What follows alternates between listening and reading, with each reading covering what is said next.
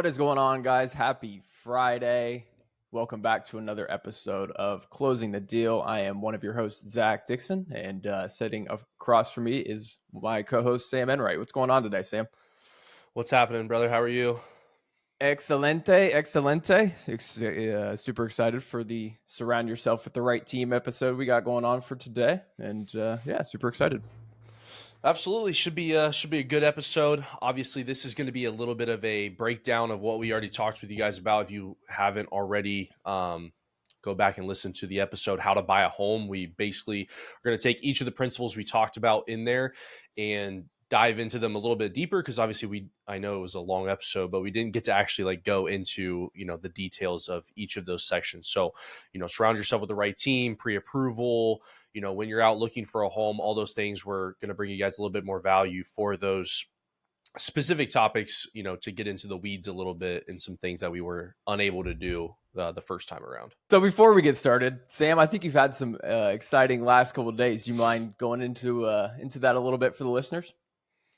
Yeah. I guess getting started about a week ago, my fiance and I went out and we looked at our first wedding venue, and we went and looked at another one yesterday, and we made the executive decision to go ahead and move forward with that venue. So we're excited, set a date, June 5th, I was about to say 1996, but June 5th, 2026, to be correct. So excited about that and looking forward to obviously the planning period and getting ready for the big day. So definitely a lot of emotions were flying around yesterday, but ultimately, the biggest thing was excitement. So Definitely. And obviously, like I mentioned in a previous episode, obviously just got married in May of 2024, and Sam was my best man. So he was kind of there by my side and got a little bit of glimpse into the whole planning period, everything leading up to it, and obviously the big day of and those things. So I've told him multiple times that things are going to go quick, and you just got to obviously enjoy the moment and enjoy the process. Sometimes it might be a little stressful, but it's all going to be that perfect for that specific day. So super excited for my guy Sam, and obviously 2026 will be here before we know it. 2020 felt like yesterday, so and that's 5 years ago.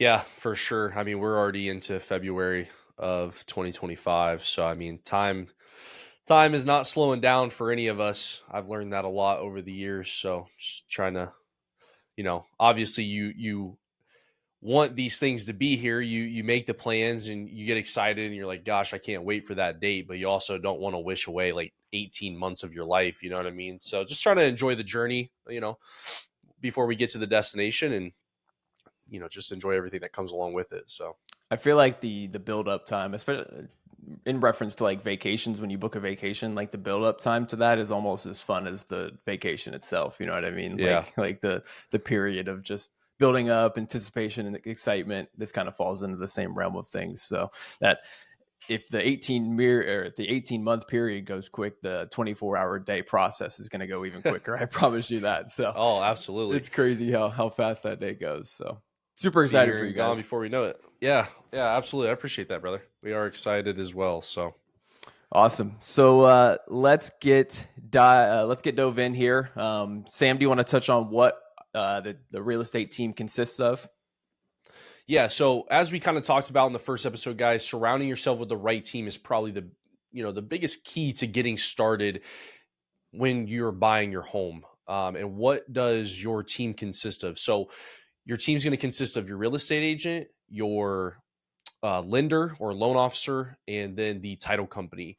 So obviously, we're going to touch on each role there. As you guys know, your real estate agent is typically going to be the one who is helping you guys find the home, going out, making the offers, taking a look at all the different properties. Your lender is going to be the one responsible for helping you get to the financing side of things.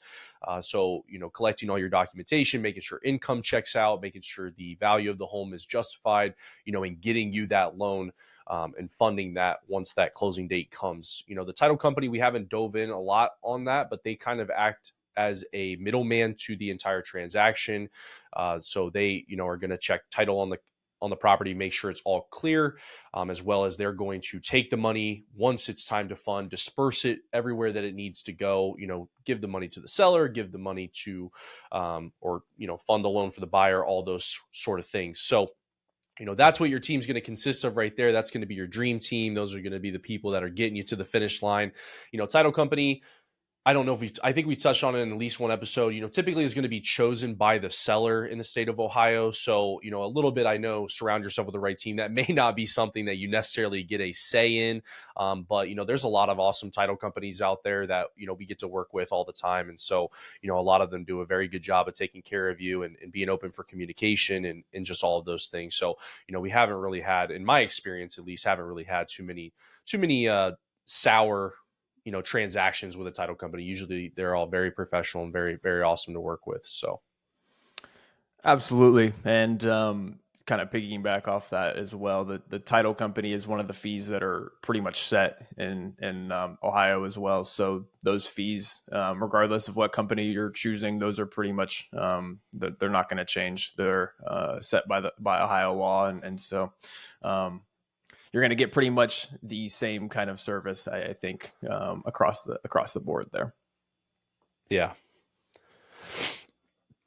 So, I mean, diving into it a little bit deeper, Zach, what does each role, play? I know we talked about the title company a little bit there, but, what's your real estate agent going to do for you, from beginning to end? So the real estate agent is going to be there by the buyer's side for the entirety of the agreement period.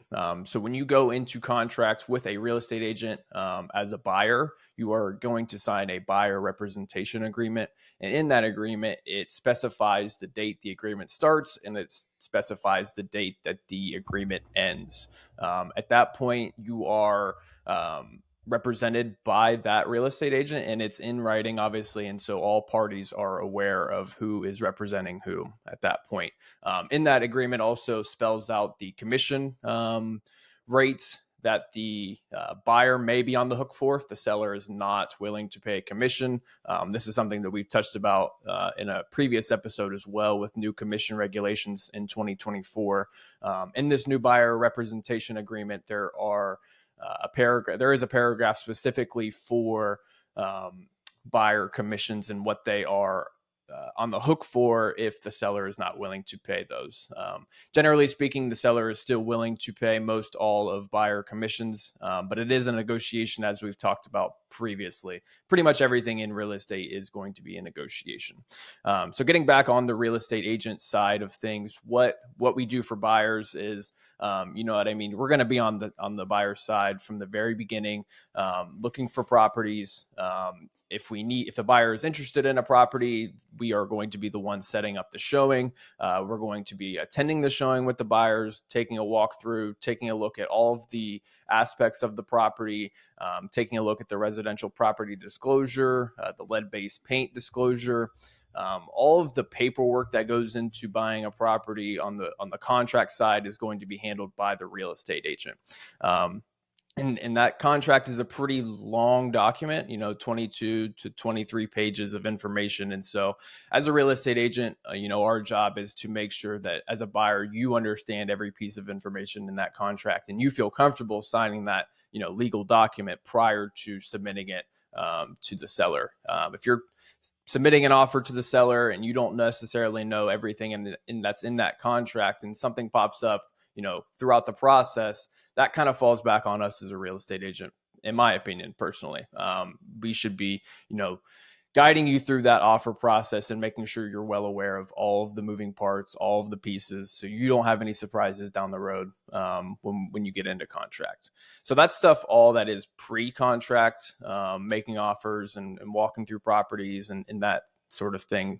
Once we get into contract, obviously we're making sure that all of the moving parts and with inspections and financing and title is moving along smoothly, so that as a buyer, you're not having to worry about those things. As obviously you have other things to worry about, moving, buying new furniture, just different stuff like that, that you're worried about as a buyer. You shouldn't be worried about the legal paperwork, all of those things as a buyer as well. So Obviously, as a buyer, you can do it by yourself, but it is a lot. So I always recommend, getting in touch with the right real estate agent prior to getting that buying process started. And at that point, you're going to be well on your way once you get that pre-approval letter, obviously from your lender. So um, touching on that, what exactly past, I touched on a little bit with the pre-approval process, but what exactly does your lender do for you when you get your buying process started?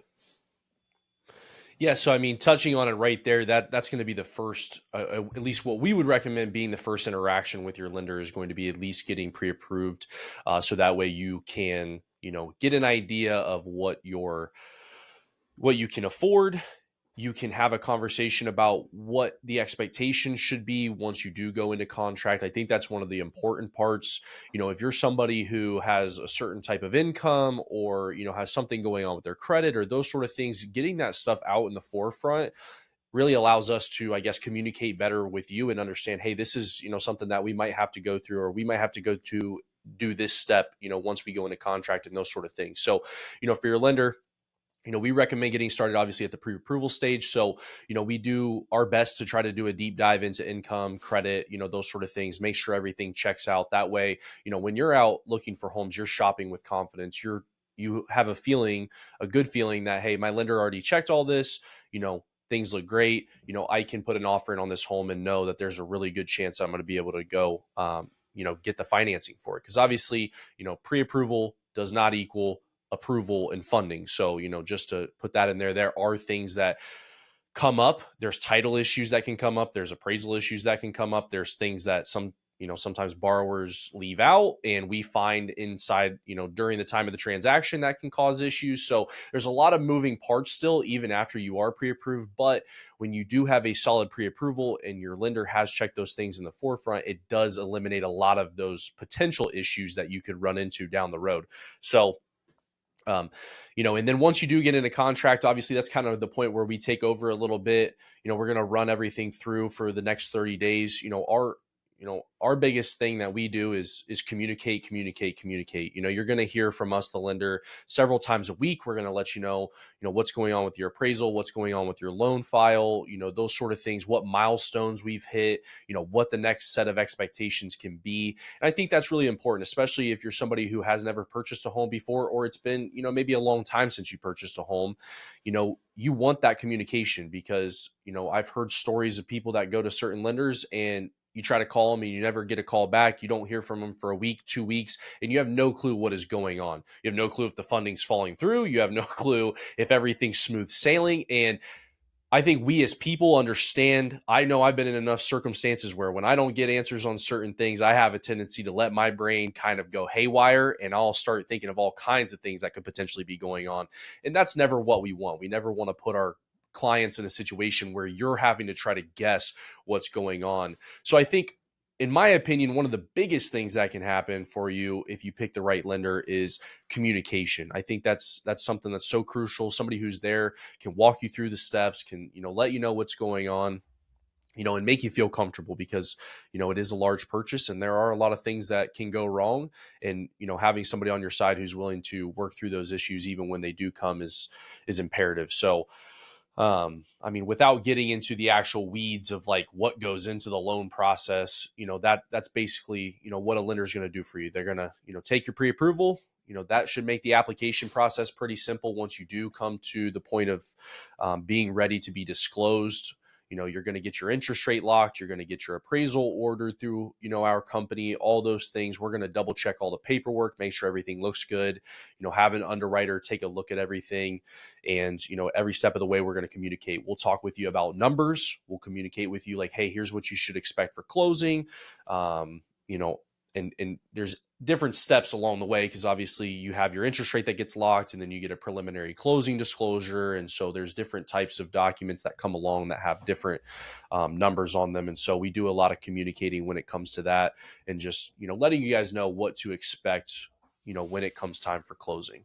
And then ultimately, once we do get the clear to close, we're going to coordinate with the title company. We'll coordinate with the agents, to get the seller on board. We'll all try to figure out a time for either, a round table closing, which means everybody closing at once, or, sellers sometimes sign separate than buyers. So, we'll get that stuff coordinated, and then we'll work on final numbers with the title company, make sure everything's balanced, make sure all the fees are being accounted for, everything's being taken into consideration. And then, our final step from us basically is going to be, hey, we'll call you, we'll go over all the final numbers with you, let you know, hey, here's where you need to wire the money, where you need to get a cashier's check, those sort of things.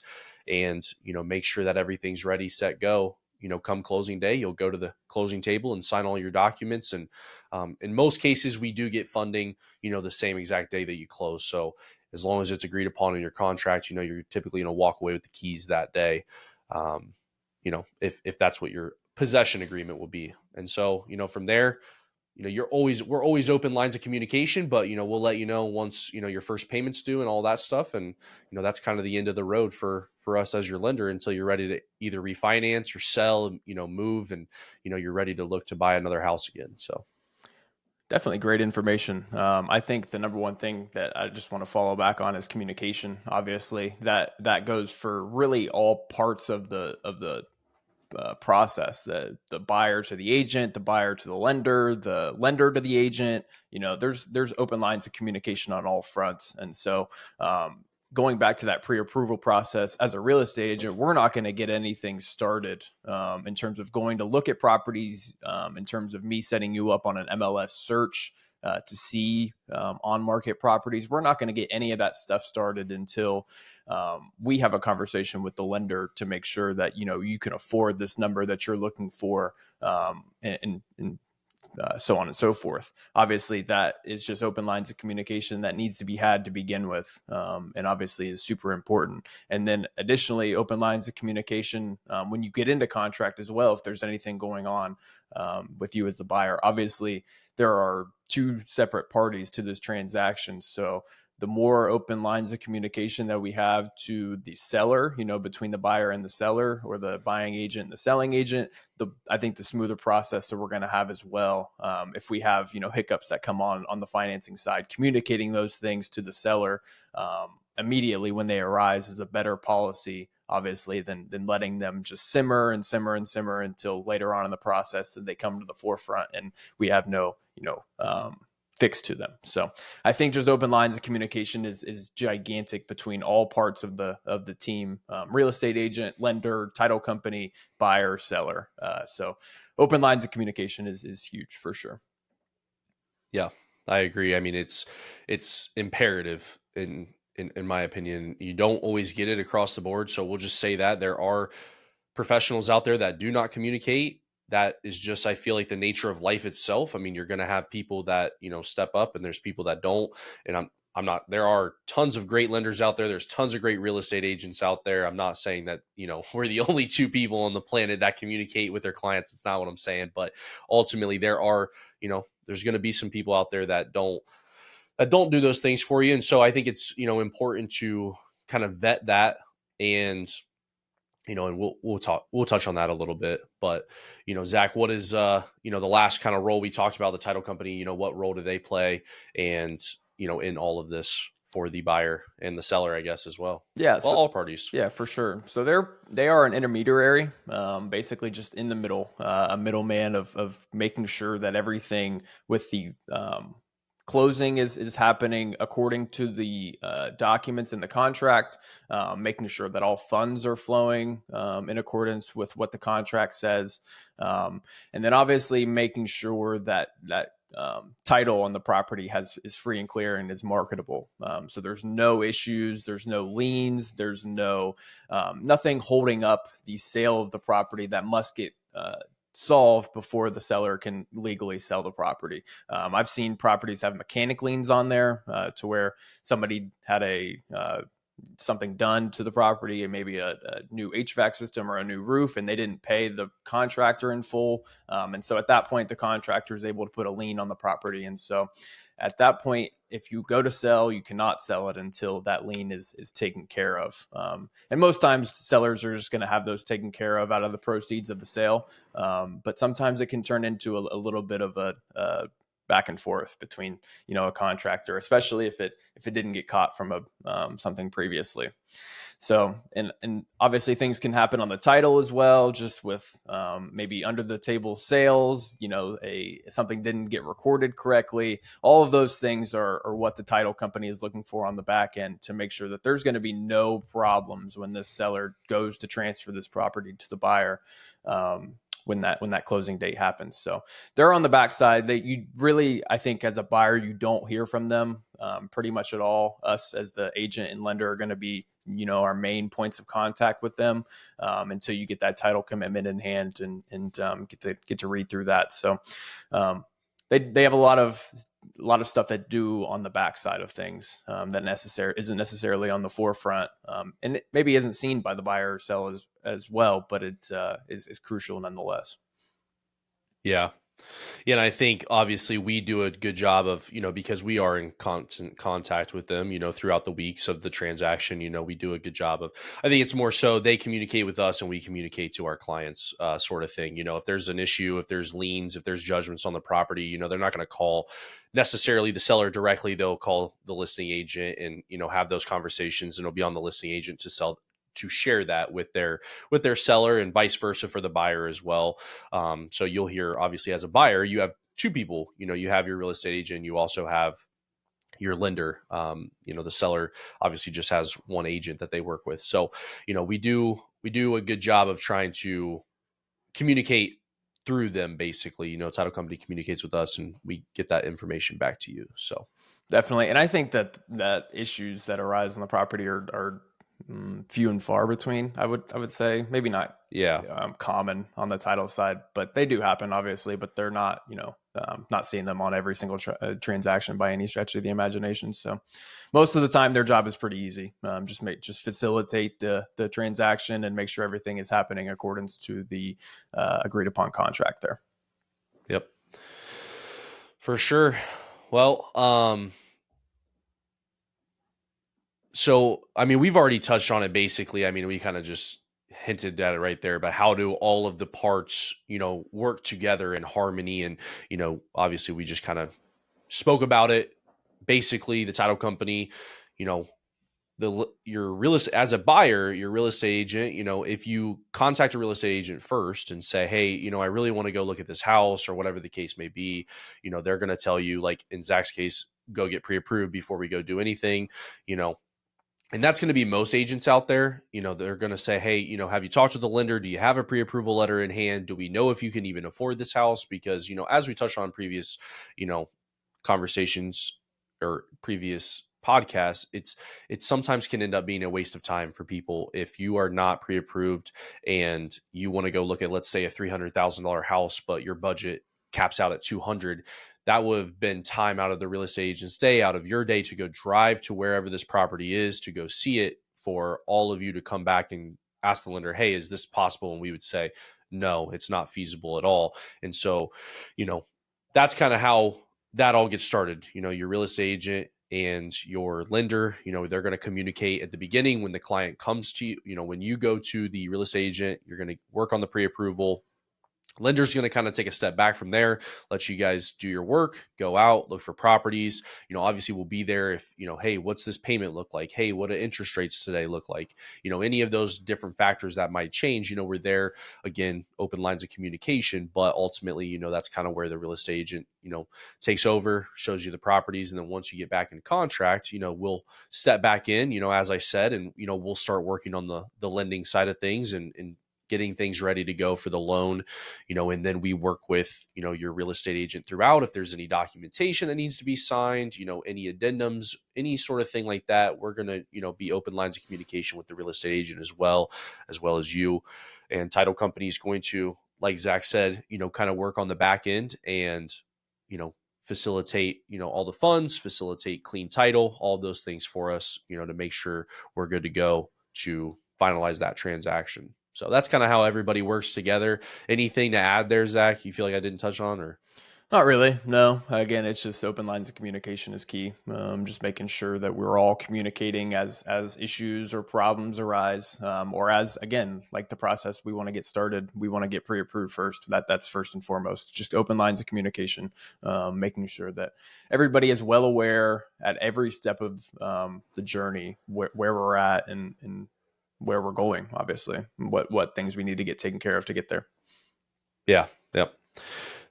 So how do you, I mean, how would you say if somebody came to you and said, Zach, how do I know, how do I pick the right team? How do I pick the right real estate agent? How do I pick the right lender? How do I know that, this is the right move for me? What would be your advice in that situation? My suggestion is always going to be to find people that you trust. Number one, so that just boils down to, obviously, if you have relationships with people in those industries prior to you getting started, obviously that's probably where you're going to get started first and foremost. If you have relationships with those people, if you don't have any relationships with industry professionals, my suggestion is always going to be have a sit down conversation with multiple. Ask them questions about what they do for you.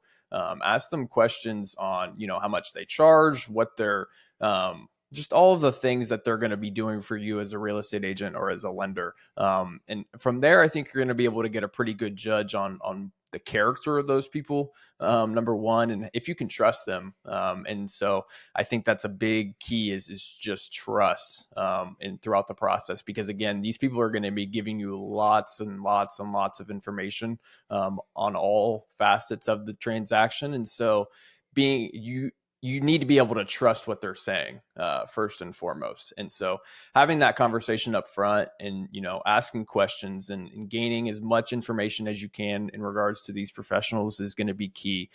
So once you lock in on I think a real estate agent is probably going to be your first stop on the getting everybody on the right team taken care of. From there, I think, obviously you can also interview lenders as well. But I think your real estate agent is going to be able to give you, multiple referrals of lenders that they've worked with in the past, that they work with well, stuff that they have seen those lenders do well, that they trust, obviously. And so getting those referrals might help a little bit. And obviously with you being a consumer, you probably have a bank account somewhere, probably have a savings account somewhere. It's always good to check in at your local credit unions and talk to them. I think just overall, making sure that you're talking to as many people in the industry as possible, just to get a gauge and get a sense of trust in the right team is key. So I would say trusting your professionals is your number one goal, your number one key when choosing the right team. And obviously we talked about it a little bit already with the title side. In Ohio, the title company is generally chosen by the seller. So sometimes you can't choose that part of the team as well. But everything in real estate is negotiable.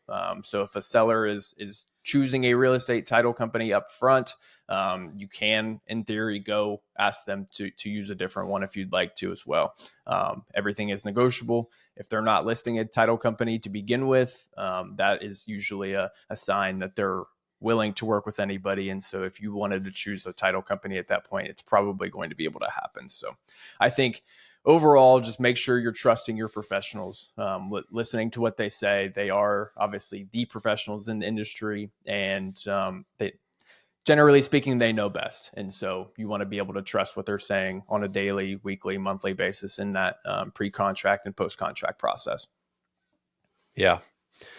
Yeah, there's an old saying, I guess, in business that, people only do business with people they know, like, and trust. And, I think ultimately people have a high BS meter, in my opinion. So you can kind of tell when people are being disingenuine to you, or when it's, I'll give you an example. So, I was calling around, making some calls. We're looking for a credit repair company to work with, more exclusively for our clients, somebody that we could refer to, because it's been a struggle for us at this point. And so I called up one of them and ended up getting in touch with, like, one of this, I guess it's called Credit Saint. I'd never really heard of it, but it's one of the largest credit repair companies in the world. And after I Googled them and stuff, and so I got on the customer service line, and, I had asked a couple of questions, and it was just really like, yeah, we're the best company in the business. Like, you should work with us. And that was really it. There was no conversation. There was no, explanation of kind of what their process is or any of that. And, in that moment, that doesn't make me feel very good, just as a someone who wants to, I guess, be a consumer of their product. And so I think, again, we have a high BS meter as people, and you can tell when people don't really care or they're not really interested, and that's not to say everybody, we all have off days sometimes. We all have things going on to where, maybe you catch somebody at the wrong time. But in most cases, people are going to show you their true colors in the first, 5 to 10 minutes of you talking with them. And if they seem like they could be anywhere else, they'd rather be anywhere else in the world than talking with you, I think that's a good indication that they may not, overall care about what you have going on. And so, I would say, like Zach said, talk with the people and, trust your instincts on that. Most people do have good instincts. Most people can tell when someone's coming from a good spot and cares about them and wants to help them along their journey and is going to be a good pick for them. So, that would be what I would say for me personally, because that's how I do it in my own life. When I work with certain companies, when I work with certain people, that's how I go. I go off of a feeling of like, how is this person treating me? What are they showing me? Is this somebody I want to work with? And, if I don't have a good feeling, I'm not going to go that route. And so, that's kind of how I feel about it. So, I think that's the right call on picking the right team is trusting your gut, going with, at least have conversations with a couple of different people, I would say, unless the person, blows you away, that you first meet with. And that's entirely possible. I feel like that happens sometimes. I've, sat down with people and like, wow, this person's like, this is awesome. This is great. Like, we already talked about the wedding, but just like the wedding venue tour that we took yesterday comparative to last week, like it was just the level of detail was there, the level of caring was there, the level of like, we want you to pick this venue, not just because we want your money, but because we want to make your day special. We want you to remember it. There was a higher level of that there than there was at the other venue. And you can tell that when you talk with people, you can tell the genuineness there. And so that's how I would say go with it. I think people, again, have a good idea of when people care about what they have going on or not. So Definitely. And I think that is first and foremost, in my opinion, is just the treatment of what you get from your professionals. Obviously, the treatment to begin with is likely the treatment that you're going to get throughout your 30 to 45-day process. And so you definitely want to make sure that is good first and foremost, because again, that's likely what you're going to get throughout the entire process. But the second part, I think, is as well is just financial as well. There could be some different financial things between real estate agents and lenders, based on commissions and what your numbers that you're going to be putting into that buyer representation agreement. So always make sure you're confirming what the real estate agent would be paying, or what you would be paying the real estate agent if the seller is not willing to do so. And then obviously checking on the lender fees as well, making sure that those are all something that you feel comfortable with, shopping those, comparing those, and just, obviously it can vary very much so between professionals. So you want to make sure that you feel comfortable with the person in himself or herself, as well as what you're going to be paying those people as well, if you're on the hook for any of those things. So yeah, that's a good call there. There's no sense in overpaying for something, unless that's something you choose to do, but you don't want anything like hidden fees or anything crazy like that. So why would you pay one dealership $5,000 extra for the same car that you could buy at the dealership down the road? So it's like Zach said, you got to do your due diligence a little bit, on that side of things. So, and it's a fine line. Obviously, some people are going to be willing to pay a little bit more for a little bit better service. Obviously, it's just depending on what you want as a person in your home search. So, obviously, again, interview multiple people, just ask them questions, ask them for all of their information, and just make a judgment call based on that. And I think you're going to be in a pretty good spot if you're able to do that. 100%. I agree. So, Sam, I think we touched on it a little bit already, but just to cap it off, all in all, what is a great team going to do for you compared to a average team, something like that? I think when I think of what a great team versus a good team, when I think of lenders, when I think of real estate agents, again, when you think of a real estate agent, most of them have access to all the same, sort of tools. They're going to have access to the MLS. They're going to be able to look at this, the same properties for you, punch in the same numbers. When you go to most lenders, the biggest thing that most people get caught up on is rate. But for the most part, most lenders are going to offer you the same sort of loan styles.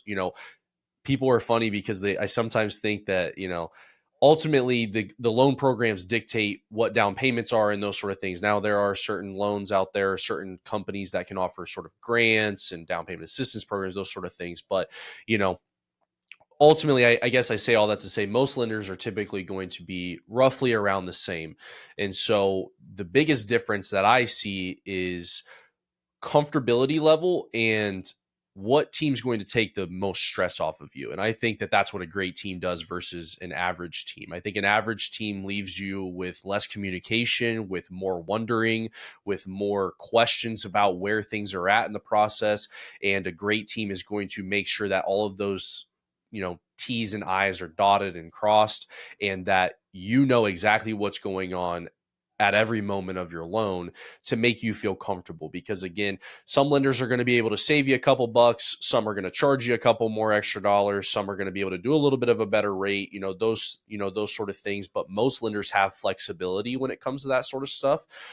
So the biggest difference to me is who is going to make my process of this next 30 to 45 days the least amount of stress on me as possible, who's going to make it the most enjoyable, who's going to be available for me when I have questions, and who's going to make it memorable. You want, obviously, when you're buying a house, you don't want to remember it for the wrong reasons. You don't want to think back on your, like, oh my Lord, that was a horrible experience, I will never use that person again, because we've heard those stories before. We've had clients that have talked about lenders, and that it just, like, that was a terrible experience. And sometimes that stuff happens, and so you want it to be memorable for the good reasons. You want it to be, this person alleviated all of my, not all of it, because I mean, it's just life, but alleviated pretty much all of my stress on the transaction. I knew what was going on the whole time. They collected my docs, they let me know what I needed, why I needed it, and it made the process that much more smooth. I think that's, in my opinion, that's what a great team's going to do for you over an average or good team, is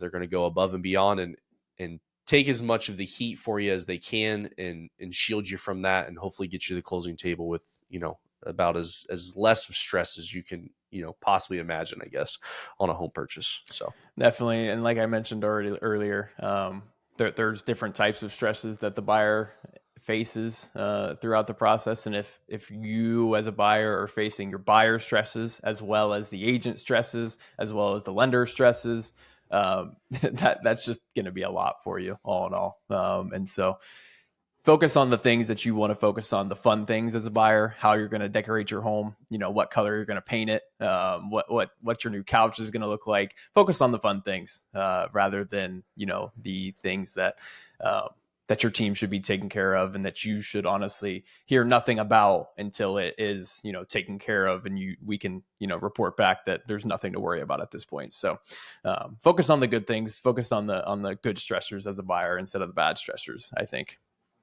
Yeah, no doubt. No doubt. Well, I think that is all that we have for this episode. We want to say thank you guys again for tuning in. And again, on all of the podcast platforms, Apple, Spotify, YouTube. Appreciate all of the love and support so far that we've gotten on the channels. We're very much enjoying this little journey that we have going on with getting behind the mic and the camera. So we appreciate you guys to the fullest as well. And obviously we are located here in Central Ohio. Just want to remind you guys that real estate agent and lender here in Central Ohio, and serve pretty much all of Central Ohio. So if you guys have any questions here locally, want to get started in the process, do feel free to reach out, and we can obviously get a call or set up at that time. So do you have anything else for us, Sam? Nope. I just, like Zach said, appreciate you guys tuning in. If there's anybody out there that you guys feel like could benefit from this information, somebody that has talked about, yeah, we want to buy a home soon, ultimately, if you guys wouldn't mind sharing the episode with them, or sharing the podcast, sharing the episode, our goal is obviously to create value and at least give people, some great pointers before they start that process, and some great things to take into it with them, so they can be better prepared and hopefully make that process a lot smoother for them. So if there's anybody that out there, that you feel like could benefit from this information, please feel free to share the episode. We really appreciate that. And ultimately appreciate you all tuning in, the love and support that we've gotten so far. So yeah, it's been awesome. It's been fun. So looking forward to keeping it going. Absolutely, guys. Appreciate you guys tuning into this episode, and we will see you guys on the next one.